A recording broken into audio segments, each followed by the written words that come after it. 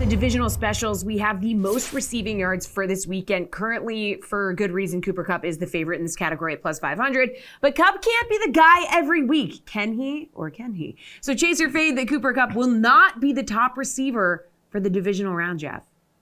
I mean, Cooper Kupp has proven that he can be the guy every week. But look, we are in kind of a different season here with the playoffs. And like I said, I am expecting the Rams, if they get up in that game, to maybe just be a little bit more conservative than people think. And the real thing here is just, I mean, the odds. Like, we've got a couple players in A.J. Brown and Tyreek Hill available at plus 1,300 and plus 1,600. I mean, maybe they're not as consistent as Cooper Kupp, but I mean, Brown, I get that he's in a low volume passing offense, but Matt, the matchup here is probably the best on the board in terms of all the top receivers.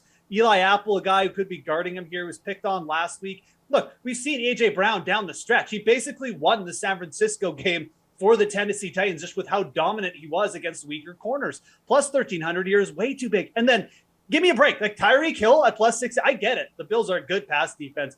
Tyreek Hill looking the healthiest he's looked, in my opinion, last week. Finally scored on a go route. I'm not sure if people are paying attention to that. This is just way too big odds for Tyreek Hill.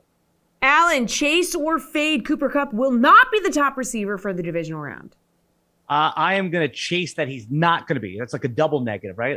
But either way, Kupp averaged 114 yards per game in the regular season, and that was insanity. If you had him on your fantasy team, he was an auto play in DFS no matter what the cost was. And however, though, Odell Beckham is now fully integrated into the game plan, and Cam Akers is defying all injury logic. He looked great last week. I expect Kupp to have a great game, but they don't need to rely on him like they did earlier in the season. The Rams may have been record chasing a little bit towards the end of the season with Kupp.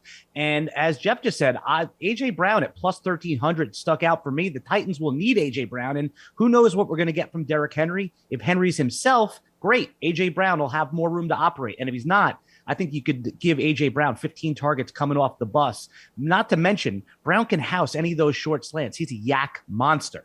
All right, Pearce, what do we think? Fade that he is not the top receiver because he will be the top receiver. You can dismiss last week's game. That was a lot of game script. And also, Akers had a really good game. I don't see Akers running all over Tampa. I would be, I expect Los Angeles to have to pass the ball. And if that's the case, in a must-win game, obviously, they're going to lean on Cooper Kupp. Now, you mentioned yards after a catch, Alan. Look at the number one yards after the catch receiver in football. It's Cooper Kupp at 846, and he's facing Tampa, who ranked 27th in yards after the catch. They line him up everywhere. They get him the ball. They let him run wild, and he's going up against a team that tends to let receivers run wild after catching the ball.